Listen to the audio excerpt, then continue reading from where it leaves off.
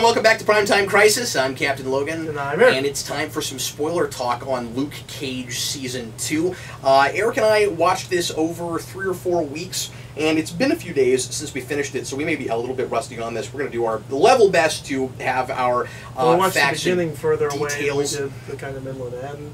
Because we watched like the first 2 or 3 episodes, and then there was like a break for some reason, and then... In case, I mean, I'm putting, spoiler in the title, but really quick, super briefly, in case anybody clicks on this that has not watched it yet, let's just very quickly say whether or not we think that if you watch the first season, you should even bother with it, because that has been kind of an issue with some of the Season 2s, particularly for us, Jessica Jones. Is it worth watching, and how does it measure up to the first season? My overall impression is that of the Marvel Netflix shows, this is the best second season. It's the most consistent second season. I think it does not reach the highs of Luke Cage Season 1, but it never reaches the lows, and that might... It's been a while since I went back to Daredevil Season 2, but that might put it above Daredevil Season 2, because Daredevil Season 2 I think is very good, and then it drops off at the end. Yeah. This never has a drop-off. It's got some dodgy writing here and there, but it never has drop-off. And Jessica Jones has like 3 episodes, then just a huge drop-off for the rest of the season. Yeah, and then I'm never with it again. This is not great, but it's solid the entire way through. And it also doesn't have the Jessica Jones Season 2 problem, not to just compare them and throw that under the bus, but it also, but I was worried about this. It also doesn't have that problem of tonally no longer really being what that show was. It is very consistently still that kind of pseudo blaxploitation thing, and it's still got that R&B soundtrack, albeit not nearly as good as the first season. Not as good as and we'll talk about the music because I have issues with the music, but I think overall it's really quite solid entertainment-wise. I'm not going to say I enjoyed it as much as Daredevil Season 2, because I guess that's just kind of more my thing. You know what I mean? Well, one of the things I really appreciate about this is that it did the thing that none of the other seasons have given me, none of the other second seasons have given me.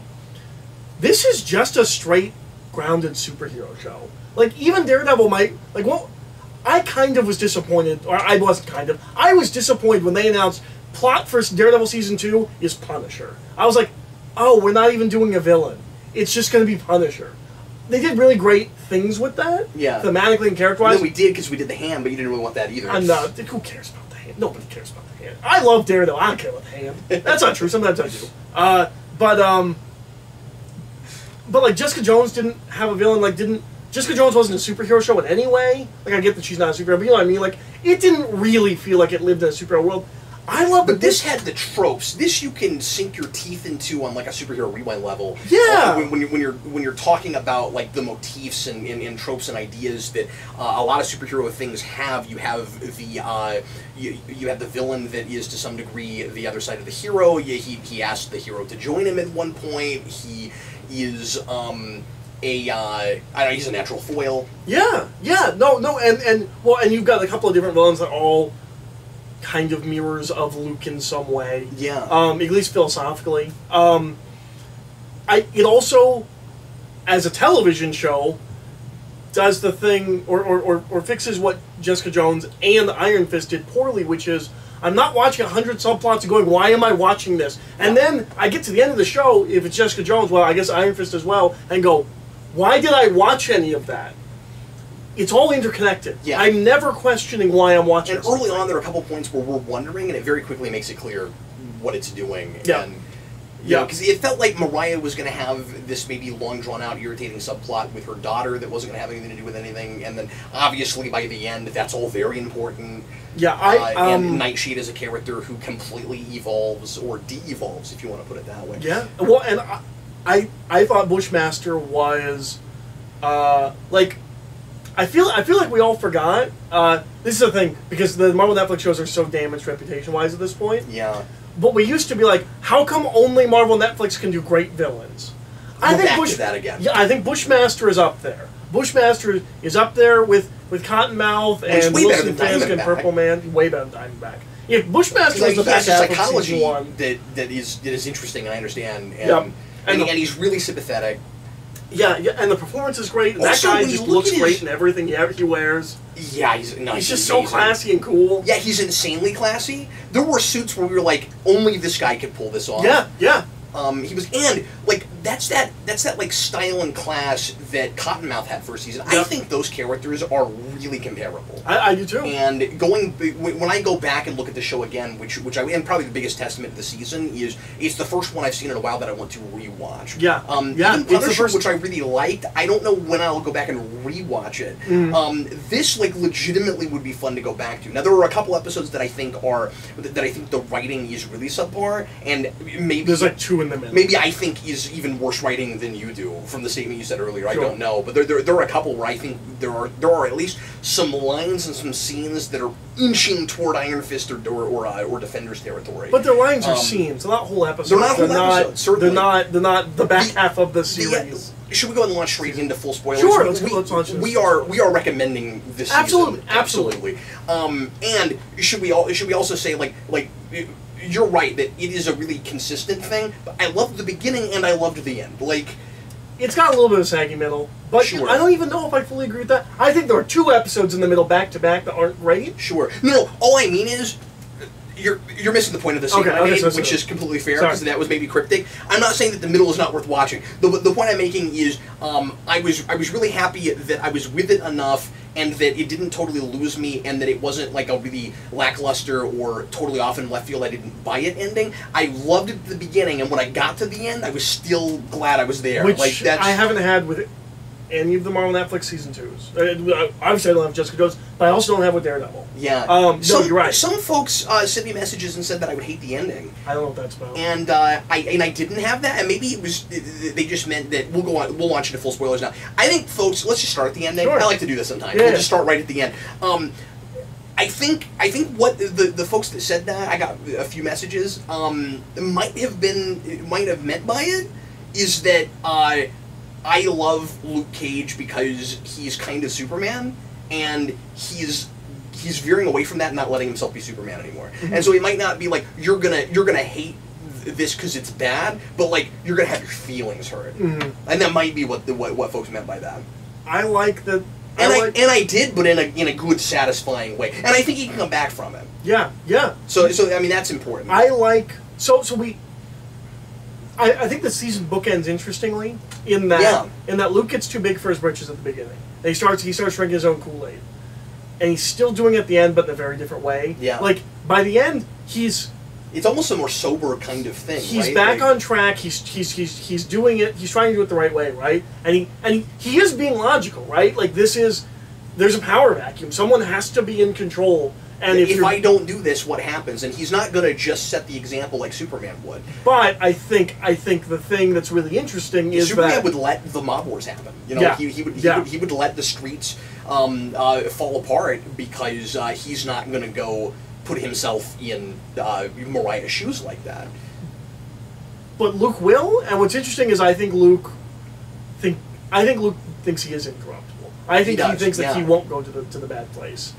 And it'll be interesting to see. And it's an interesting character arc, right? Because I don't think he said he hasn't learned anything. No, right? No, but it's that he got to a potentially corruptible place about his powers, thinking that he's unbeatable, and starting to get to an almost like might makes right place where it's not that like it's that I'm doing the right things because I'm the one doing them, not because they're the right things, right? Mm-hmm. And that gets him into trouble, and he starts to realize that that's a big mistake, and he gets to that lowest point when he gets thrown in the river, which then is kind of awful the way we come out of that, but we'll talk about it if we remember to talk about it. And then by the end, like he's learned that lesson, but now he's got to like relearn the lesson again in a different way. Yeah, which is, I mean, that's what we've done with Tony Stark for 10 movies or whatever now, right? Like, yeah, that's true. No, and that almost puts him at a midpoint. I know I'm always comparing these characters. That almost makes him a midpoint between Captain America and Tony Stark. Yeah. I do think there's at the beginning of the show, he's in this place where he's in a darker place. but I don't think we're with Luke enough. That was an issue I had when we were at the beginning of the show. Was I was like, I'm not with Luke enough. Like the first couple episodes, I think are kind of Luke light, and I'm being told that Luke is going dark and doing these things are more extreme than he used to do. But I don't feel it or understand it. I do.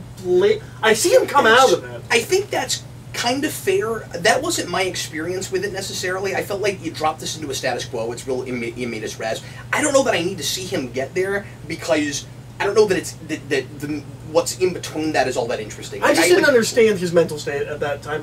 I got everyone telling me what he was like, and I never got. I felt like him you saw enough of the cockiness. Okay. It's just he didn't have as much screen time as he would later because we had a lot of balls to throw in the air to juggle later. One of which we do drop, which is we're told that all of a sudden his skin is stronger than it was. Like remember we shoot with that big I'm not totally sure why that way. Because here's the thing, on a second watch maybe we would read that differently. Yeah. On just a first watch we haven't watched it a second time. We kept waiting for it to come back. I thought that was building a mystery of some kind, and it seems like it's just an extra like new layer to the superpower mythology. Where okay, I guess over time he gets stronger. I guess that's all it is. But we never even have that discussion where he's like, we don't even have theorized about it. He's just like, I'm stronger now. Yeah, I'm not really sure why. I also wondered if there might have been things I was forgetting from Defenders because I was so not in that show. And so I want to take certain criticisms with a grain of salt, having not seen Defenders a second time. And if there's stuff that we're missing, feel free to tell us about it in the comments. One of those is the strength thing, and one of them is also the he's getting really cocky thing. Like that might have been part of his thread in Defenders, and I'm not remembering it. Maybe there's some of that there. I don't remember that. Yeah. But I feel like because again, I was not invested in that show. There's a lot I'm not remembering from that show. But it seems like if he was a lot less Superman in that show, I would remember that because that's what I love about him.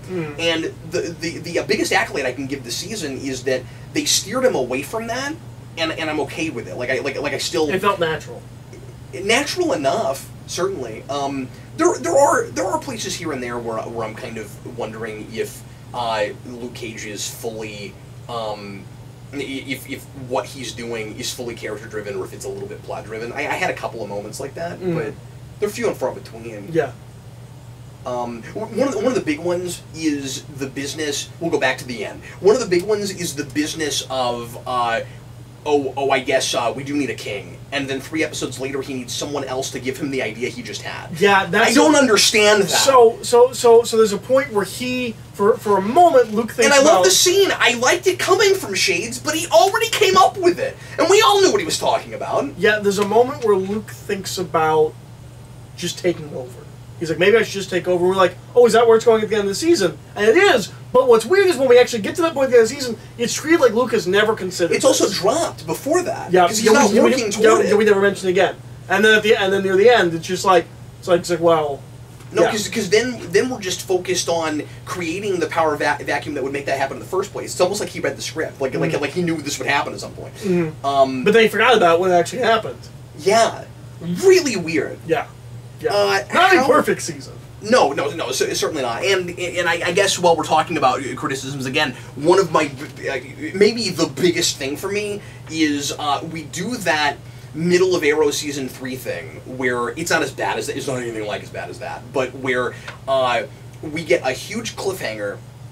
And I mean, I say huge. You can then watch the next episode and find out what happens like immediately. But he gets paralyzed by Bushmaster, and then he is thrown in. That's the only way to pronounce that name. I can't not do that. He gets. Also the Jamaican culture and language and accent and everything really interesting. And really unfortunate if you're deaf, because the subtitles do not do their dialect justice. Yeah, they don't do the dialect. No. And I don't mean, like, you know me, I'm pretty anti-phonetic, but, like, just use the words they're using, you know? Yeah, because every time they say I, they're saying it. When they say I, they say me. Just put it in there. Yeah, just write me. Yeah, why aren't you doing the pronouns? Yeah. The way they say the pronouns, at the very least. Yeah, no, I'm not asking them to put accents, or I'm not asking them to write it like Chris Claremont, right? But, yeah. like, they're changing the words they're saying. Like, as if you read them, you'll be confused. When they say, when they mean children, they say pygmy. That's not in there. No, it's always children. Yeah. Yeah, what's that about? Yeah, we're complaining about subtitles now, but but anyways, we're wasting time on subtitles here. Why are we doing that? It is a problem. Well, and you know what? We're still talking about this. Part of the reason it is a problem is because I loved all that, and I'm not even criticizing it when I say this. The accents with some actors, including Bushmaster, were thick enough that I actually can use the subtitles some of the time. That's true. That's so, true. like, I was glad I was watching it with subtitles, but then, like, because I need to read them, I want them to be right. Anyway, so they have this glorious fight on a bridge that is the most comic book thing. Yeah. In the season, and one of the most comic book things they've done. Yep. By the way, the all of the choreography in this is amazing. Yep. It's really, really good.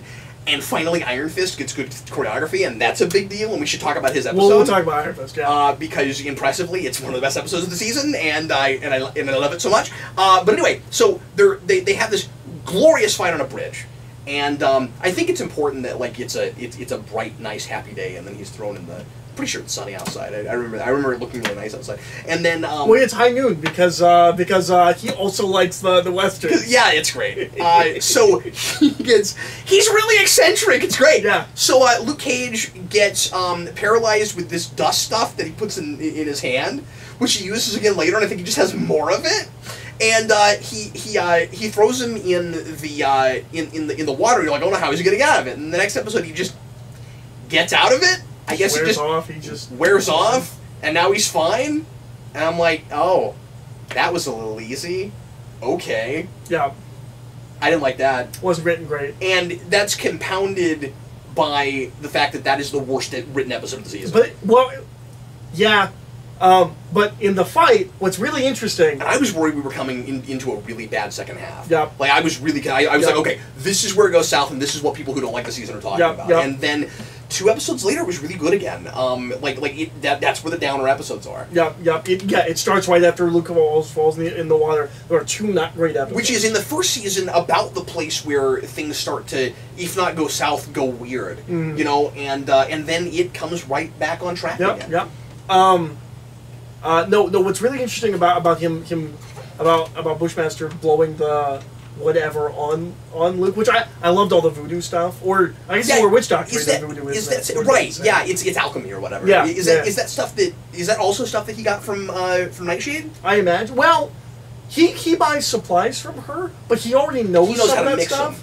Them. Yeah. I like that we get the background where we know how he knows all that. Yeah. So I imagine it's related to that. What I think is interesting is what that tells us about him, and what it's demonstrating what we in some way already know about him, which is he is a very, very honorable person until he's not. Right. He believes in all of this, but if he's not going to win, it doesn't matter. He will do whatever it takes. Which is interesting comparing him to Luke Cage, because Luke Cage thinks he's beyond that, that he's above that, and he may not be. Continuing with criticism, because that's where we're in that section. That's where we're at right now. Yeah. It did feel like, of all of the characters, the one who we didn't exactly know what to do with was Misty Knight. We're like, yeah. Okay, so she's great. They felt really confident with her toward the beginning. We kind of yo-yo her. We're like, we know where we wanted to end. I think it's because they don't want to just have her relegated to just being the cop that helps Luke. Yeah. She has to have her own story, which is fine. The problem is, so she starts being sad and not thinking she can be a cop. Because of her arm. Then she regains her confidence. Which, can I say real quick, sorry I don't mean to interrupt you, but I think this is an important point to make. Mm. I think it's really awkward that the arm thing didn't actually happen in the show. I agree. I find that really awkward, because there's a perfect point for her to lose an arm in the first season. It seems like that's going to happen. I think, I'll go as far as say we're being teased with it, if you know anything about Misty Knight. Or they were going to, and then at some point they were told they couldn't. Because we had to have a big plot point with her in Defenders. Yeah. And then Defenders does it, and then you get into this season, and we have to just be told it happened. I also think it sucks that the season 1 ends on this huge dramatic cliffhanger of, like, Luke goes to prison, and that's all resolved in between seasons. I also think that's, if you're only watching Luke Cage, and in 5 years, when somebody's just sitting down, I've heard good things about Luke Cage. They watch Luke Cage. Season 1 ends with him going to prison. Season 2 picks up with And remember, the recap's ridiculous because it has nothing from Defenders in it. It also doesn't have most of the Diamondback stuff. Yeah. No, it's really weird. Yeah. That recap should have been like 8 minutes long, and I think it is like 8 minutes long. It should have had. Long. It was kind of long, yeah. And then it's like, and then he goes to prison, and and he also got out of prison. Like, and they got out of prison. Yeah, like you have to have seen Defenders and recently to really like. Yeah. So Misty regains her confidence, even though she doesn't have an arm. Goes back to being a police officer, and then I think she's thinking about quitting, and then she gets a robot arm. Yeah. Which no one mentions, as if this is a common thing in this universe. But a lot of the reason she's thinking about quitting is because of like corruption of the force. Yeah. But she gets a robot arm. She doesn't want to turn into Snarf. That's her whole. Yeah. But then she gets a robot arm. Oh, I also wasn't thrilled with the Snarf flashback. I want to throw that out. It's Scarf. Sky said Snarf. I'm also not thrilled with the Scarf flashback, but that's a... Thundercats. I don't know. Thundercats. But anyway. Yeah. Then she gets a robot arm, and she's all confident again. That was too thick, a little too easy, I thought. Yeah. It was nice to see him again. I like that actor a lot. Yeah. Then she gets a robot arm, she's all confident again. But then she helps Luke, and they're going to kick her off the force. And then she becomes police chief, and like, it's just... She's not on the force. She's on the force. She's not on the force. She's on the force. Like we needed her to be doing something so that she had her own character arc while it was revolving around Luke. And I just didn't think we actually. It started to feel like we were playing roulette with whether or not she was going to be on the force at the end, and then she takes over the force. Well, whether she was depressed or not, right? Like right. Whether she was self-doubting or not. Like it just, I felt like that was a little yo-yo-y. Most of it was well written. I was like, we were kind of here like 4 episodes ago. We're back here. Yeah, and I wasn't sure that it was like a natural character arc thing where we're doing anything with the fact that she was constantly being yo-yo back and forth. It just seemed like, just plot things to have her in constant dramatic situations. Mm. And like overall, I think her character arc is pretty good. Yeah, I agree. But just where we keep throwing her is weird.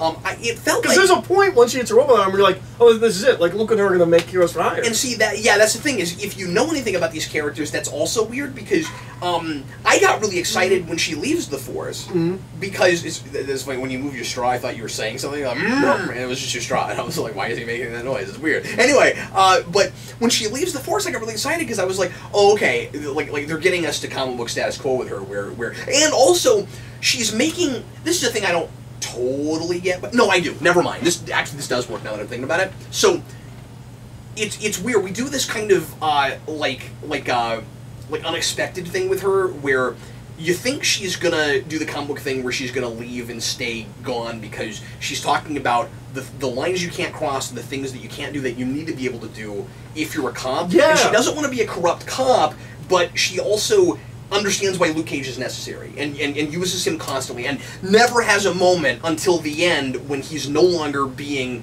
the Superman Luke Cage or anything close to that, because he's going to take over the club. Where like she never has a moment where she doesn't think she should use the vigilante. Like she's always thinks he's necessary.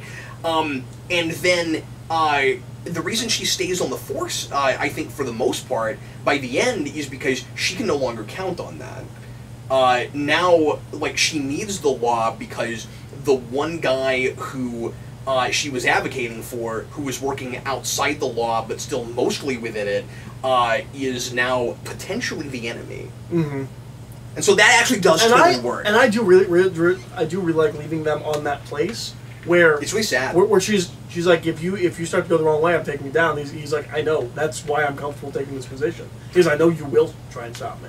Speaking of where we leave characters at the end, how did you feel about the off-screen Claire thing at the end, where it's like she's at the door, tell her to leave?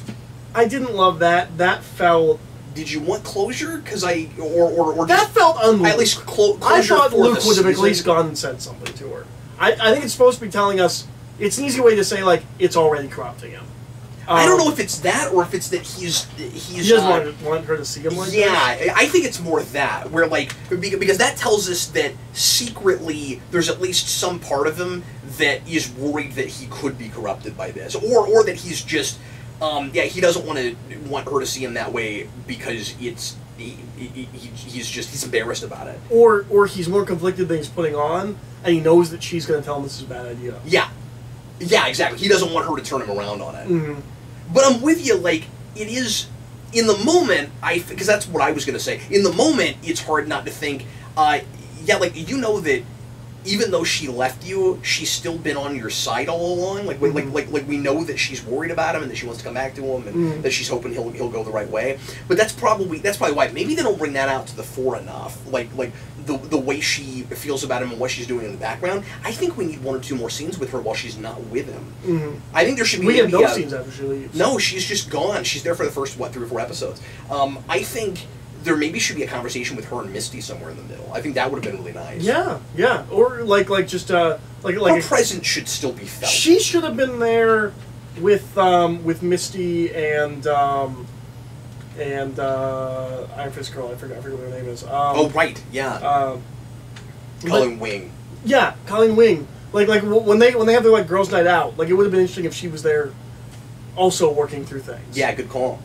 I mean, maybe not, because that scene's so much anchored around. Those scenes are so much anchored around Misty. But speaking of Iron Fist, not only do I really like him in the episode he's in, and we should talk about that. Yep. But I also think it's kind of neat if you're not keeping up with the season, or other people haven't, like in production, or if other people haven't already told you about it because they watched it before you. Because I unfortunately already knew that he was in that season.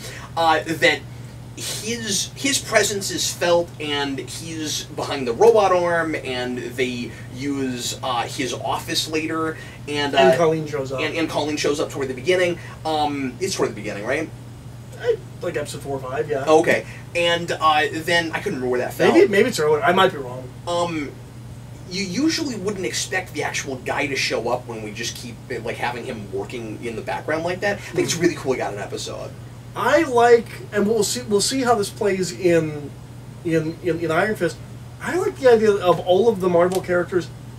These 2 universes are a little connected and they're friends. Like, it's kind of implied that they're hanging out occasionally. Yeah. Like, they're friendly. It's going to be interesting to see how that develops. I kind of hope at some point these two shows just merge. They should become merge. Heroes for Hire because they're so good together. Or at the very least, just Luke Cage and Iron Fist. Yeah. No, that's what I mean. Is Luke Cage and Iron Fist. Yeah. These 2 shows. Yeah. They're right. I guess when I think of Heroes for Hire, I think of like more characters, but I guess it's not always that. No, I mean traditionally it's just the 2 of them. Well, and then Colleen Wing and Misty Knight. Yeah. Sure. But yeah, those 2. The only time I've read Heroes for Hire, it's a bigger team. It's only 4 or 5 people. It's like the size of Defenders, you know. Yeah. Which is why I kind of thought instead of Defenders, you could have just had all of these characters and been Heroes for Hire. I think that's what we've done recently. But the original stuff, the stuff that I think of when I think of it is it's a buddy cop book. It's right. 2 guys hanging out, and that's what I want from those 2. Is I just want. And we got that for 1 episode, and it totally worked. And there's points in Defenders. No, you're absolutely right. Where the 2 of them were together, I'm like, that's what I want. We do the annoying kind of prequel-y thing in Defenders, where like they've got to kind of hate each other first. Yeah. And I didn't need that. No. But I don't care anymore because we got them to this place, or at least we saw them in this place. And Iron Fist actually has something to teach Luke Cage. I think he's actually like really valuable in helping him center himself and find his, you know, for lack of a better phrase, because this sounds sappy, kind of inner hero again. Because off-screen, Iron Fist has completely centered himself and become a completely different character. Somehow, yeah. If you don't watch Iron Fist. And you don't watch Defenders and you just watch the show, you'll wonder how Iron Fist could have been a bad show. I think. Yeah, he just seems like he seems like Danny to me. He's a real fun guy. And we've learned things about this actor. He was a lot better in Defenders, but we've learned for sure the man can act and the man can take choreography and kill it. And that fight they have at the end is really good. Did you hear the choreographer they got for Iron Fist season 2? He did.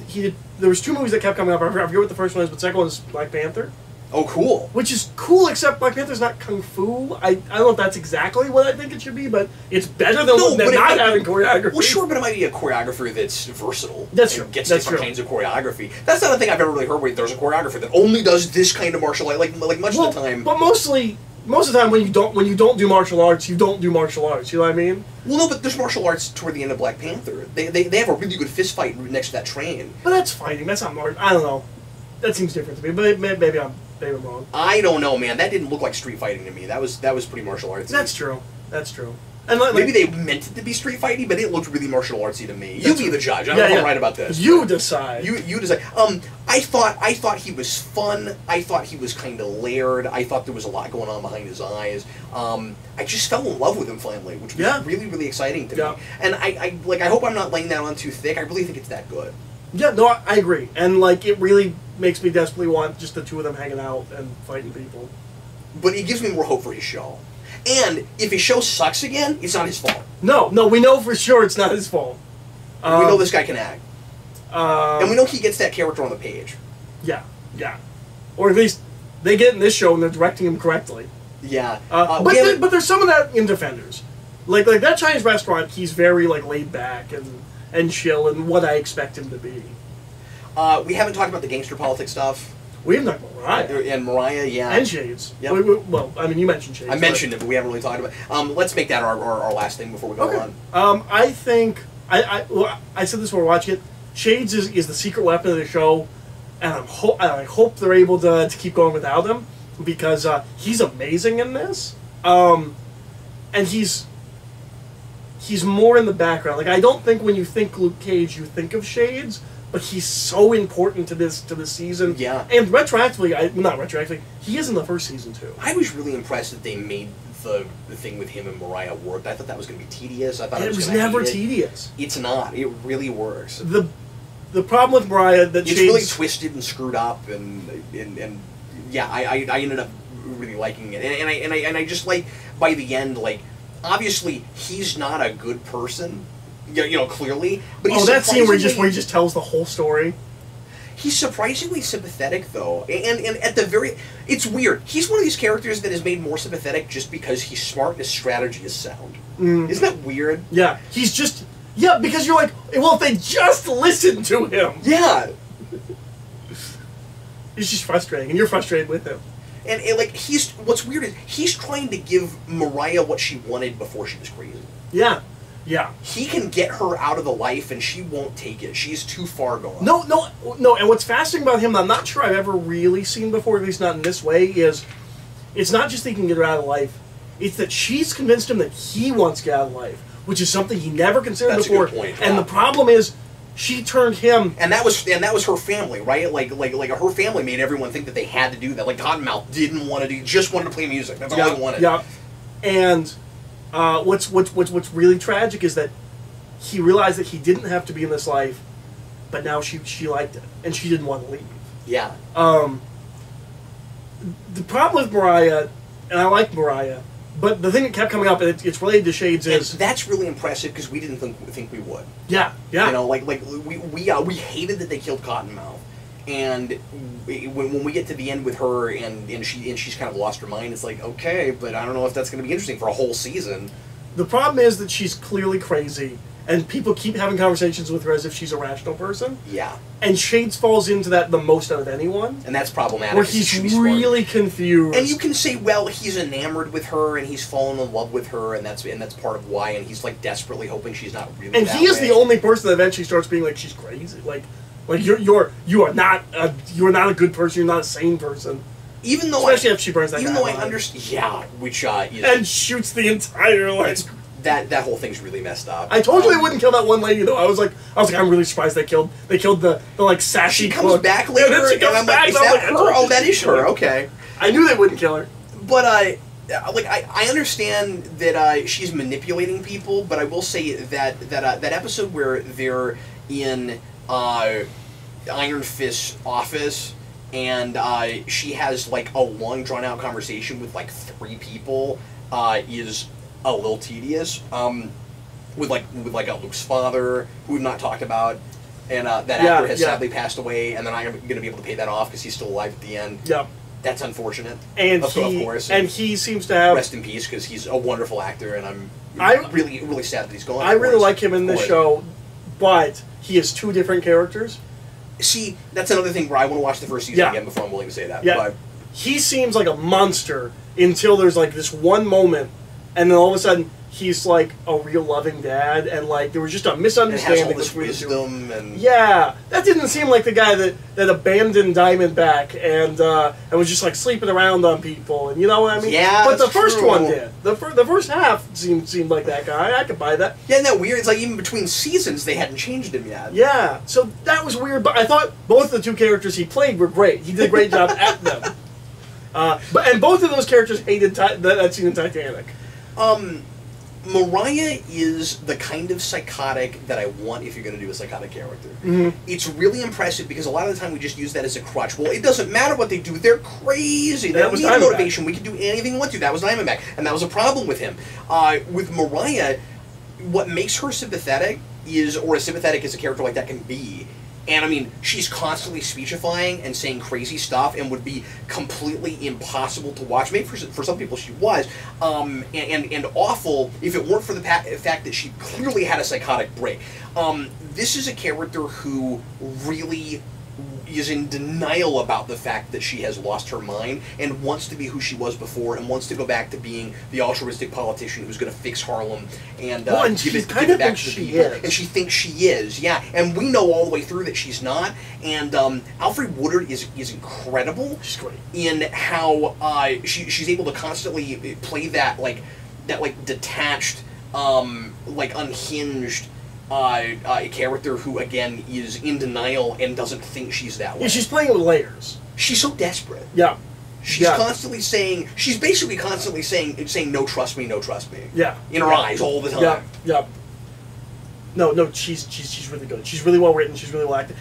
And here's the thing: is sometimes I think even when she's not is super well written, she plays it so good. We talked about there's a scene or two where we were like, a different actress wouldn't have been able to do this. Well, she gets a lot of dialogue in the worst episodes. That's true. And really helps it.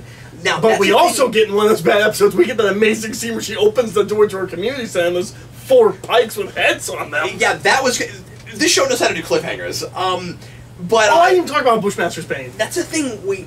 Bushmaster's what? Bane. Oh, Bushmaster is Bane until he's not Bane, right? Yeah, like he's ultimately not really Bane. No, not not we want yet. the things that Bane But wants, early on, I was like, he's kind of like Bane. We thought he was kind of Baney, yeah. Well, and we even have kind of a King of the Mountain thing, and then it's not exactly that because he has a vengeance quest that makes sense. But okay, so Bane also has it's vengeance. It's a different kind of vengeance, though. It's a different kind of vengeance because it feels very like the way people keep telling let go. It feels very like bloodline-y.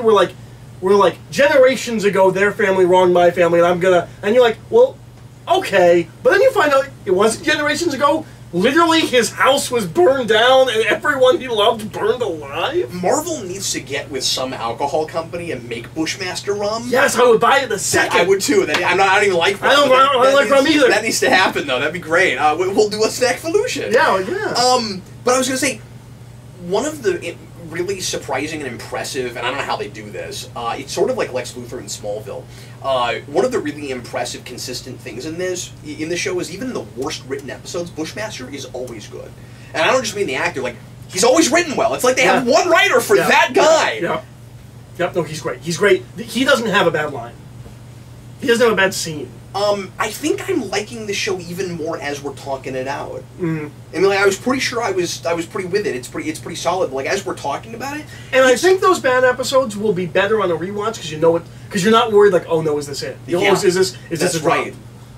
And it seems to just be like writers that aren't to the par of others, and I suspect are one-time writers that weren't in the rest of the show. I wasn't keeping real good track of the writers in the season, but yeah, no, and the thing that's exciting to me is Bushmaster's not dead. He can come back if we want to use him again, if we have a place for him. And Diamondback's not dead. I'm pretty sure Diamondback's not dead. I think Luke Cage and him just have a street fight and then he gets taken off to prison. But I think we at least have 2 villains still on the table, which is exciting because even in the movies we don't do that. Yeah. One more thing I'd like to mention, because and I guess I'm bookending with this. It makes it feel more serialized. Later I'll talk about this. If I talk about that, I'm going to talk about this. I just remembered it.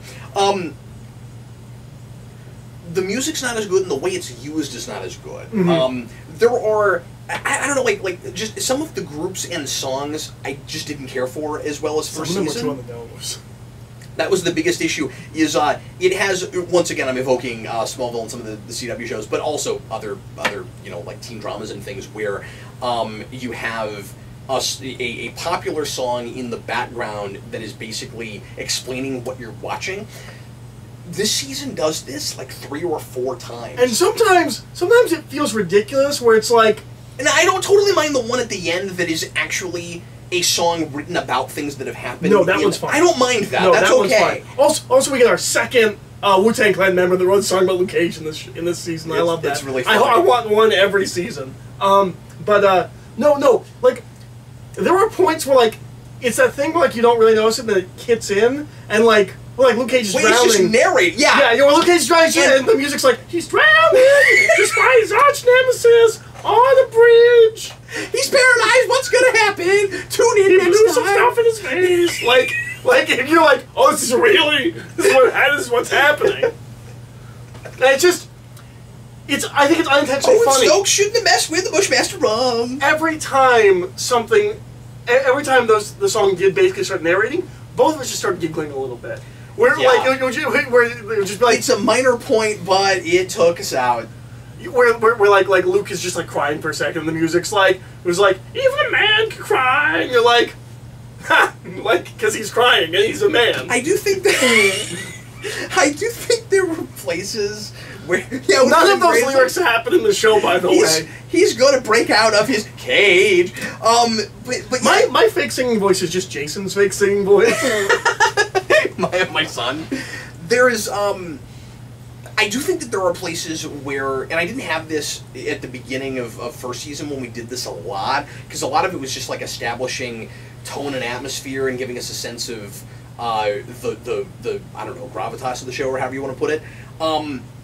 I think too often we use songs to stretch for time in the season where I'm just not getting enough out of it. Yeah. Don't you think? Yeah. Well, there's a couple places where I think we're montaging where we don't need to be montaging. And I'm talking specifically about bands in the club. Yeah. Yeah, no, I agree. I think there's times... I think what they think they're doing is they're doing scenes without dialogue that don't need dialogue. You'll just get what's happening. And I do think that works once or twice. Yeah. But I think some of the times it feels like we need these scenes to take this whole song. So these scenes might actually take less time if they were talking. That's true. And where it's like, okay, and then this is happening, and then this is why are we montaging this? Like 4 scenes have gone by. It wasn't as well integrated as season 1. This is an important question. Is this another show? Even though we clearly liked it, is this another season where we want to say you just didn't need 13?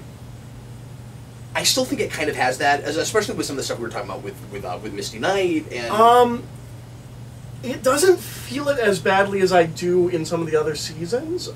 It felt maybe early on, like usually it's later. I feel like it starts stretching. I feel like maybe the first couple episodes could have been like maybe the first 4 could have been like 2 or something like that. I actually did have it more later. Okay. No, I thought the later part of the season did not feel decompressed in the way that a lot of these Netflix shows do, where like I felt like every season had a beginning, middle, end. I know what this episode is a singular piece. Yeah, and like I don't have that. And they were single. Yeah, Jessica Jones just felt like the next chapter that it feels more like a quarter of a chapter, but it's stretched for 50 minutes. We didn't talk about YouTube Kid. He's great. He is great. I don't understand what the Harlem Hero app is or does. Because at first I thought it was just he was following Luke around and he'd update where Luke was.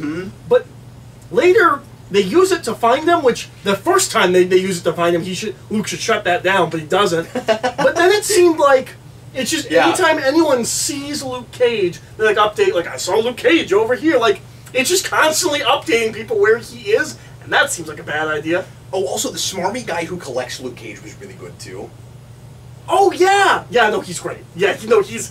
And you knew he was gonna die about when he did, right? And he's also the one that gives us where Luke's like, "You want to hire this hero?" Yeah. Which sometimes that kind of thing bugs me. It was okay here, I guess. And also that guy who left to go be in the other show was great in the beginning. This Is Us Dad? Yeah. He's good. The chess player guy? Yeah. He's great. And then he leaves. I still don't totally know what they're going to do with the barbershop. I still don't completely know what they're doing with that. Well, I guess it's just a barbershop. It is just a barbershop. Because he says, I'm going to hire some people to cut hair, but you can't be here anymore because it says be Switzerland. And I love that. Yeah, I like that a lot, too. I also love... Because I feel like there was a secret, hidden coming-of-age story for that guy in the background of the season. Well, like, at the end of the season, he finally gets it all. He's not just the kid impressed by Luke Cage who thinks he's cool. That's a great point. Yeah, and I didn't think we were going to do anything with him. I thought he was just kind of no, he arcs. He has a place at the... He's the new Pops. I did not think of that. He kind of is. Wow, yeah. Yeah. Now, maybe he's not front and center enough. Yeah. We could maybe have done a little bit more with him earlier on, because I didn't see that coming. Yeah. I mean, you don't have to see it coming. I'm just saying, like, I lost that guy. And I don't remember him season 1, but I bet you if we go back, he's throughout season 1 too. I bet you he arcs completely. Yeah. No, that's a really good point. But yeah, that's no, I'd forgotten what exactly we did with the barbershop. I also think if you remade Speed Racer, he'd be a great Speed Racer. That's really funny. Real quick, because we should have said this earlier. This is a point that you and I made while we were watching it, just a few episodes in, and this remained true. This again, I think maybe Daredevil also, but I guess I just like the execution of this a little bit more. This feels like a really logical like sequel to your first season. Like it feels like an honest to God second season. Yes. As opposed to Jessica Jones, where it's like we didn't know what we were going to do, so we just made things up. And it didn't have to all be, but I think Jessica Jones had the problem of trying to connect itself too much to first season in some ways, where it could have just been like you always wanted just a, no, we really didn't, especially because I don't buy that that's happening psychologically, but whatever. There was one of those in this. Yes, it works, because it was a real hallucination. Yes. Thank God, they understood that. It was great. It was coming from a crazy person. That's right, it was a crazy person. There's the S9 episode that does that with Ducat. It reminded me a lot of that. But anyway, but Jessica Jones, like, you really wanted that show to get to where it was just cases. Like, it didn't have to be a logical extension of the first season. No. Luke Cage is all about the politics of the street of Harlem. It should be a House of Cards ongoing story. And Daredevil also should have had that and didn't. Well, like, season 2, we continue the thematics and character stuff with Matt. I don't feel like we're building on what we left with Kingpin.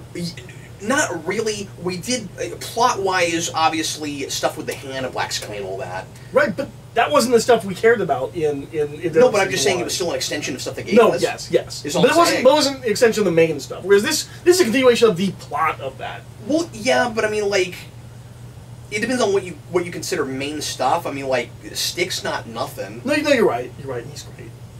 But I'm just saying, like, the Black Sky stuff was set up in first season. No, you're right. I don't know if you remember that. There's a kid that is the Black Sky, and they kill him. And then in the second season, Elektra is the Black Sky. Oh, I did not remember that. I didn't either until I started watching. I just remember that dope ninja fight that's still maybe the best fight we've had in any of these. Wow, Luke Cage has some real contenders. That's a little later, but remember, he comes in to kill the Black Sky. It's not Elektra yet. And they say that there are, like, they're really rare. There are Black Skies, and they're, like, really rare, and that was the one they had, and they killed it. But we find out Elektra was another one. Right over there.